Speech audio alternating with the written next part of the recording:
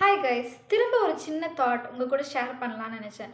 நம்ம பாடியில் ரெண்டு சென்சிட்டிவான ஏரியாஸ், ஒன்று நம்மளோட கண்கள், ஒன்றுன்னு நம்மளோட உள்ளங்கை.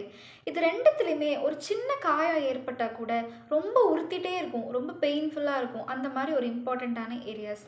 பைபிளில் நான் ரெண்டு வேர்சஸ் படித்தேன். First verse Isaiah 49:16. அதில் காட் சொல்லியிருப்பாங்க, I have engraved you on the palms of my hand.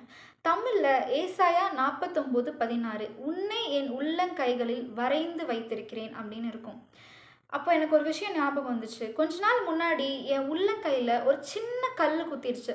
சின்ன காயம்தான், ஆனால் அதை நான் நிமிஷத்துக்கு நிமிஷம் பார்த்துக்கிட்டே இருந்தேன், எண்ணெய் போட்டுகிட்டே இருந்தேன்.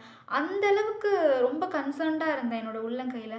அப்போ அந்த வசனம் படிக்கும்போது காடும் அப்படி தான் நம்ம மேலே ஒரு நிமிஷத்துக்கு நிமிஷம் கன்சர்ன்டாக இருக்காங்க, அவ்வளோ அக்கறை காட்டுறாங்க, ஒரு செகண்ட் கூட நம்மளை மறந்து போகலை அப்படின்னு எனக்கு தோணுச்சுங்க. இன்னொரு வசனம் ஜெக்கராயா 2:8. அதில் காட் சொல்லியிருப்பாங்க, the one who touches you touches the apple of my eyes. தமிழில் சகரியா 2:8, உன்னை தொடுகிறவன் என் கண்மணியை தொடுகிறான்னு இருந்துச்சு. இந்த வசனம் படிக்கும்போது எனக்கு ரொம்ப எமோஷ்னலாக இருந்துச்சு. ஏன் தெரியுமா?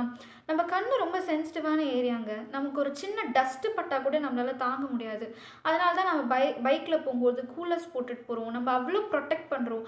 அப்போ அந்த வசனம் படிக்கும்போது காடுக்கு நம்ம அவ்வளோ இம்பார்ட்டண்ட்டாக இருக்கும், நம்ம மேலே அவர் அவ்வளோ கன்சர்ன்டாக இருக்கார், நம்மளை அவ்வளோ ப்ரொடெக்ட் பண்ணுறாரு அப்படின்னு நினைக்கும் போது எனக்கு ரொம்ப சந்தோஷமாக இருந்துச்சு.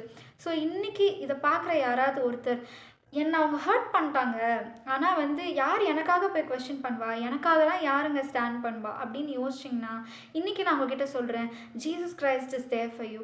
அவர் உங்களுக்காக ஸ்டாண்ட் பண்ணுவார், அவர் உங்களுக்காக கொஸ்டின் பண்ணுவார்.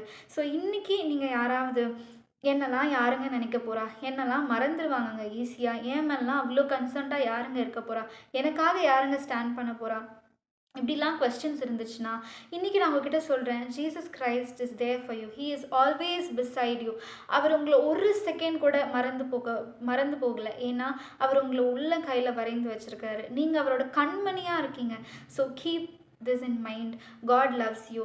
நான் திரும்ப உங்களோட சின்ன வீடியோவில் சந்திக்கிறேன். Until then, bye by.